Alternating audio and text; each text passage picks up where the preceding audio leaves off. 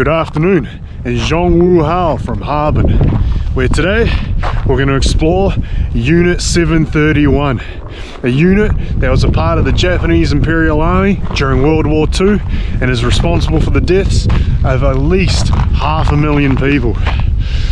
A little grim today, but let's get into it.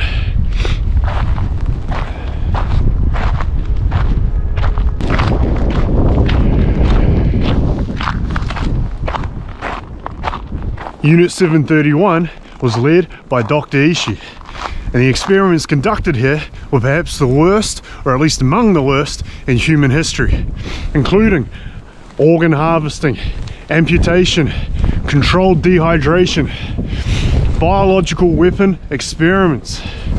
Horrific. And it wasn't just on these grounds where the experiments took place.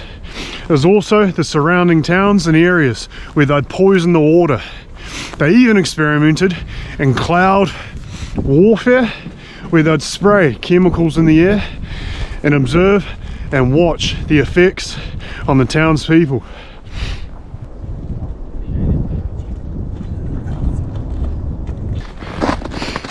Unfortunately, all the signs are in Chinese.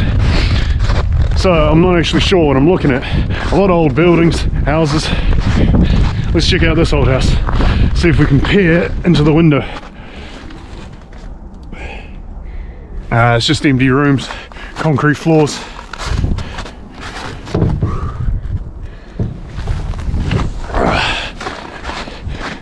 Quickly run upstairs. Mate, this entire city is frozen. I'm walking on about a foot of ice, and it's about -20, so I'm trying my best, but I can't actually feel my face, if I'm being honest. Let's try this door. Nothing. Oh.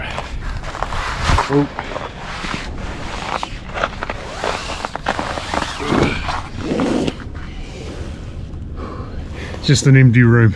I'm not sure you guys can see.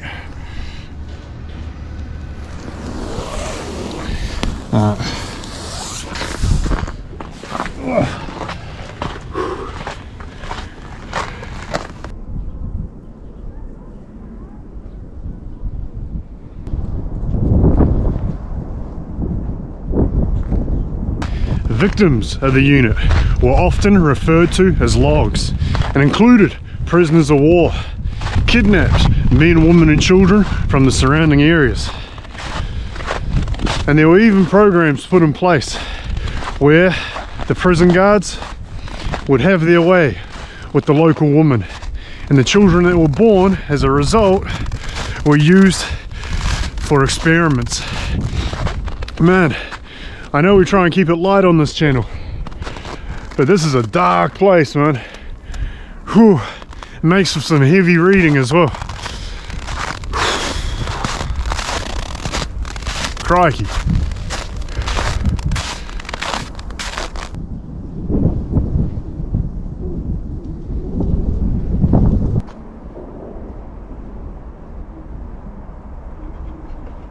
I read a book on Unit 731 about a year ago, and I can't remember all the details off the top of my head. It's also too cold to look them up on my phone. My hands are frozen. However, Dr. Ishii is a very interesting character. During the Russian-Japanese War, a lot of Japanese soldiers were dying from dysentery and poor water quality. And Dr. Ishii actually developed water purification, or water filters, that the soldiers could use in battle in the fields. So, today in your house, all the water filter systems that you have can actually be credited to the same people responsible for the crimes that took place here.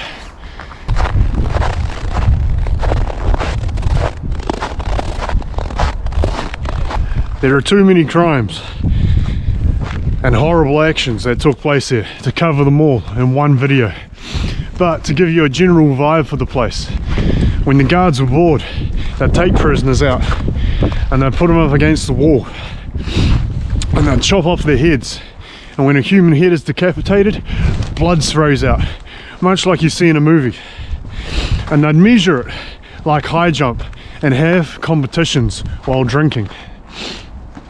Other activities included human hunting, where they'd take prisoners, strip them down naked and release them into the forest.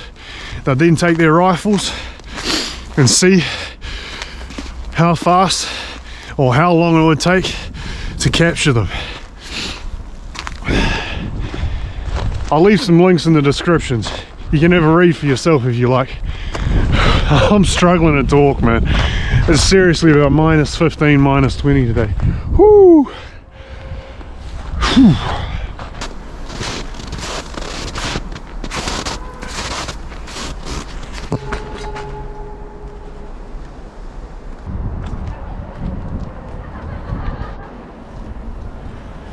I really want to show you inside the main headquarters, but all the main buildings are locked up and shut down. Even the museum they're on the unit grounds is closed and empty. Inside looks very cold and barren. Concrete floors, white walls, cold hospital steps. The general vibe and energy of these grounds, as you would expect, very dark, very grim. Oh.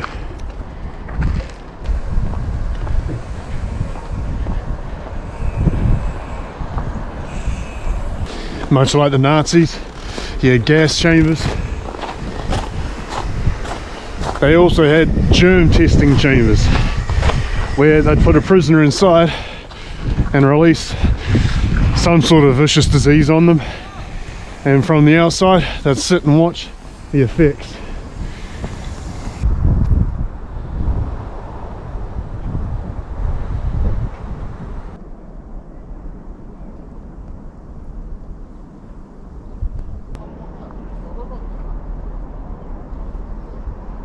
The guards of Unit 731, including Dr. Ishii, were captured by the Soviets and put on trial for war crimes in 1949.